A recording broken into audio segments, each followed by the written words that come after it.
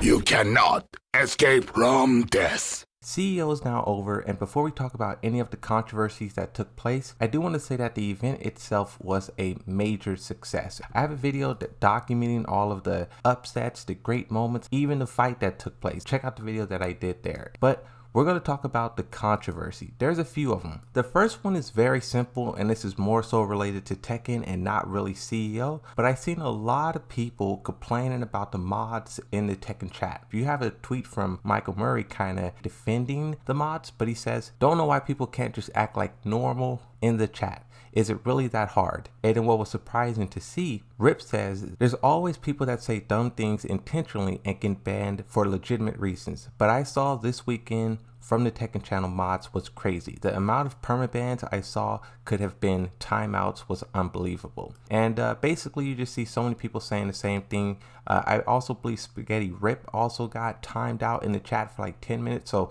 basically they were just firing off. And the story really doesn't go any further. We'll see Evo or another event if they tone down the mods or if the mods keep up this kind of aggression. I think the fact that so many people are noticing it, maybe they should do something about it. They should try to find middle ground. So that was one controversial thing that happened, but we're going to talk about the major event now. This whole controversy around discrimination and people being harassed outside of the event, it kind of all originated with a tweet from FDX, and now it wasn't their intention to create this huge issue. They were kind of just tweeting about something that happened, and a lot of people I guess resonated with that because it was happening to a lot of people and it blew up. Here's a tweet that they kind of put out, and this is sort of at the end of it, but I just want to put this at the front because it shows that they weren't intentionally trying to like cause chaos, right? I also have to tell you guys about Dextero. If you guys have Twitter, you know exactly who and what this account is, but for those of you who don't, basically this is just a massive, as their title say, influencer gaming, esports, and entertainment news.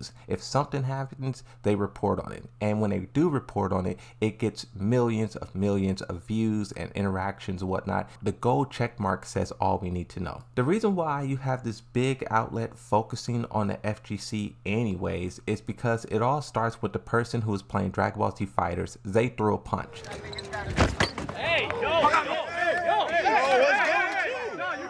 That punch sent shockwaves around Twitter. The original video has 5.1 million views, and then Dextero picked up on that. They made a news article about it, and then their tweet got 4.6 million views. So that's 9 million views total. And if you count all the others, basically you're in the tens of millions of views. A viral moment, and this is what puts CEO on the radar of basically everyone. Now, as the event was ending, Tekken 7 ended on Saturday, so all of the Tekken 7 people were kind of just hanging out. You know, usually it ends and people get on airports, but they had a whole day to just wander.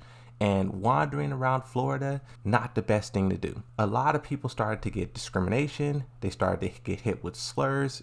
Crazy madness, and this is where FDX step in. FDX, for those of you who don't remember or don't know, is the person who beat Arslan Ash and Chickering. They tweeted out, Daytona citizens yelled ching ching chong and threw water at CBM and Ulsan and other Koreans. They missed, although Americans aim low. 109,000 views. This tweet kind of went viral, and once again Dextero picked up on it, but also too, before they even stepped in, there was a lot of people who was also talking about what they were experiencing. Daytona got that racism in there. Yeah, you might get called the N-word as soon as you cross like the, I don't know what city you reach before Daytona, but as soon as you cross it, it's just like, it's like an alarm that goes off. Kind of just see a lot of people, you know, as they were lingering around the event waiting for CEO to actually end, they were kind of just meeting the locals, I would say. What was interesting about this too, Romanova, we haven't talked about this person in quite some time, but this is the community manager for Bandai Namco. I think specifically Tekken, Dragon Ball Z, and Soul Calibur, the community manager.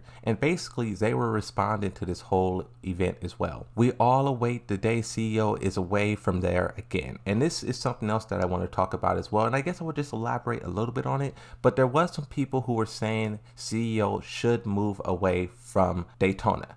I think in the past it was in Orlando. I guess that was like a safer place, a more welcoming place. So a lot of people, some people were saying that they should move out of that area. But let's move on from the tweets of the community and let's talk about how Dextero comes in and why that kind of created more controversy. So going back to FeedX, they put out that initial tweet that went viral, and within 8 hours, Dextero made a news article about it. And at first, people were just kind of like, wow, hey, talking about, fighting games 2 times in a couple of days. But then once people started reading the news article, they were like, hold on, this news article itself isn't right. FeedX says the article seems to claim that it happened at CEO when it was in the streets of Daytona. The event itself, as far as I know, had no such incidents. And that's an important distinction, right? Even though that person threw a punch inside the event, other than that, there was no, from what I saw, there was no problems or, anything of that sort. It really is a separation between inside the event and outside the event. So let's talk about the news article itself. Fighting game championship players allegedly racially abused at CEO2023. In this first paragraph, you can see exactly what people were picking up on. It says event goers allegedly racially abused and threw water at Asian players at one of the year's biggest fighting game tournaments at CEO.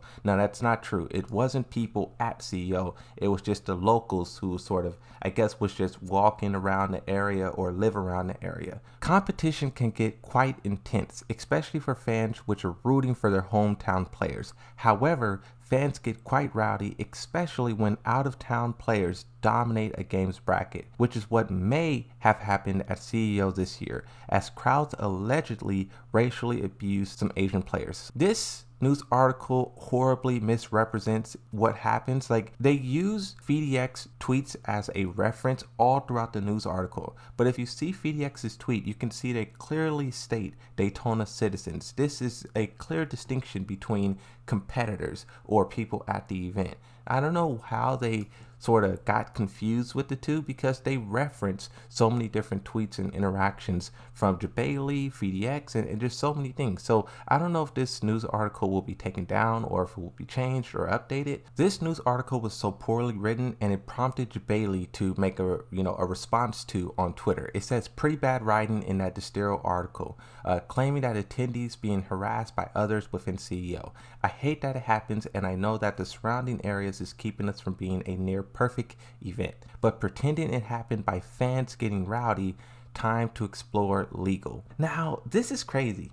I don't know if the time to explore legal means legal action, because that's the full phrase. You do have the argument of how damaging is this for CEO? You have some people who are saying they should move to, back to Orlando. But then also too, how does this make the FGC look? If this is one of the biggest tournaments of the year, Combo Breaker, CEO, Evo are the 3 that's really like known. So if one of the 3 is considered a racist event, according to Dextero, that would make a lot of people not want to enter the scene. So this is kind of bad for the scene. And once again, I hope they change it or take it down. It kind of makes the FGC seems like a horrible place that's like stuck in like the 1950s or something like that. Because really, bro, the FGC is one of the most welcoming events that I know of. Yes, you do have this problem where like men can't control themselves around women, and you have like this whole weird interaction. You may see it on Twitter, but in terms of like people being accepting of other regions and religions and all this stuff, the FGC is extremely well at that. And that news article